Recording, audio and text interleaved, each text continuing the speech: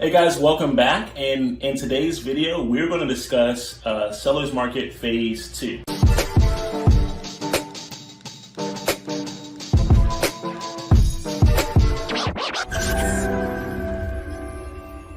All right, so Seller's Market Phase 2. Now, these are some key indicators of a Seller's Market Phase 2, and you want to look out for these indicators because what typically happens is once we reach the end of a phase 1 seller's market, it really begins to accelerate like really quick. You could probably wake up the next day and you're like, yeah, this market has definitely cooled down, right? And it's almost like overnight, all right? So the very first thing that you're going to begin to notice on a seller's market phase 2 is you're going to have a lot more investors become sellers, okay? A lot more investors become sellers. And I don't mean, a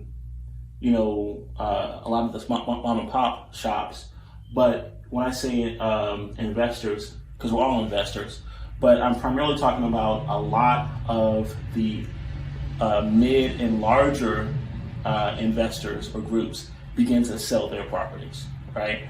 They're now starting to exit the market because smart investors at this point will begin to exit that market and search for other emerging markets. That could be overseas, that could be in India, that could be in the UK, that could be in California, probably not in California, but it could be in the Midwest, right? Someone from California could be looking for the Midwest as an emerging market. Smart investors at this point are going to begin to exit the market, all right? And what you see a lot of times is once you get to this area, you're gonna have a lot more compressed cap rates, and you're gonna have a lot of the newer investors because in a market phase 1 for a seller's market, they've already been enticed from the media to jump into the market, right? And so at the time that they're kind of geared up to buy something, the market has switched from a phase 2 buyer to a phase 2 seller. And at this point, they're kind of caught with what's left on that inventory. And so at this time, the smarter investors are exiting those markets and they're looking for more emerging markets. Now, emerging markets could be a neighboring city or a neighboring state, or it could be, in the opposite hemisphere, right? It really depends on how far the investor is willing to look and prospect for their next opportunity, okay? You then start to see higher time on the market. So remember, in that really strong economy, right, the optimism that took place in a phase 2 buyer and exiting the phase or beginning to enter into phase 1 seller's market, we had quicker time on market, right? But now the days on market, time on market is increasing. And what you begin to see is there's a slower job engine, right? So there's probably there's basically starting to kind of cap back to less of an expansion for some of those businesses.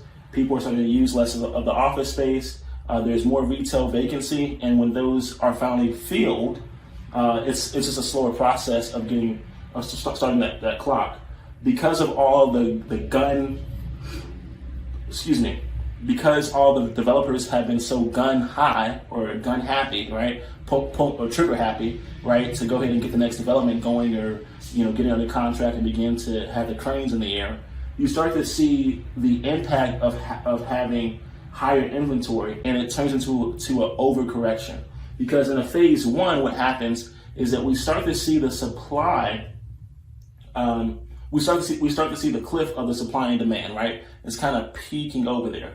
When we get into a phase 2, we start to have overcorrection when it comes to inventory, and that's a key factor there. If you're driving in some areas, downtown, midtown, whatever, and you're starting to see that there are more cranes, right, in the sky, you're starting to see that there's more construction going on. They're adding more units, more buildings, whatever.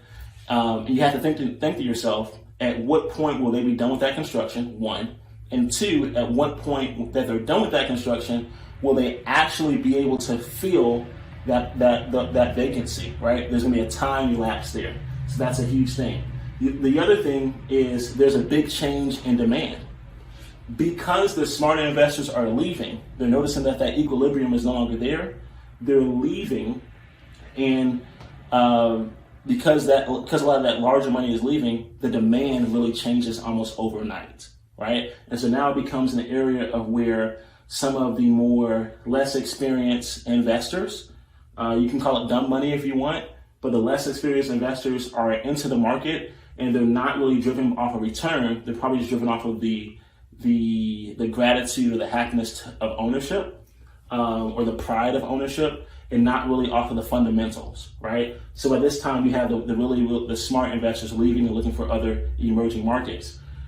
This right here in the seller's market phase 2 is the riskiest of all, especially if you have stagnant or declining job growth, all right? This is really the riskiest where you can be, and because eventually it's going to push you into a buyer's market phase 1, where this overcorrection of inventory turns into a high vacancy, that the slowness of the job engine turns into higher unemployment, and the cycle begins to start all over again. All right. So I hope this was valuable for you guys. I hope you've learned quite a bit. Keep in mind that you can use these key factors to grade where your local market is, or the markets that you invest in. And then you can also compare that to neighboring markets to see what phase that they are in a cycle. And finally, you can look at the global and the national economy to see what phase the economy itself is in. And that will help you better determine what areas, markets, submarkets, micros, and macros that you want to invest in.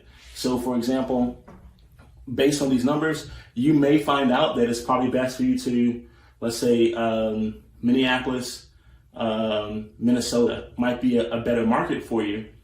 After you found out about the job engine, you found out about whether or not they have the actual demand. You're looking to see what key players are still in that market, and did the exit of those key players create an opportunity, or did they go ahead and take majority of that demand away, right? So all these things play a factor. Time on market is a big indicator there when things kind of sit for a longer period of time, especially older products that sit for a long period of time, because you're competing with the overcorrection of inventory. So hope this served you guys, and I will see you all on the next video.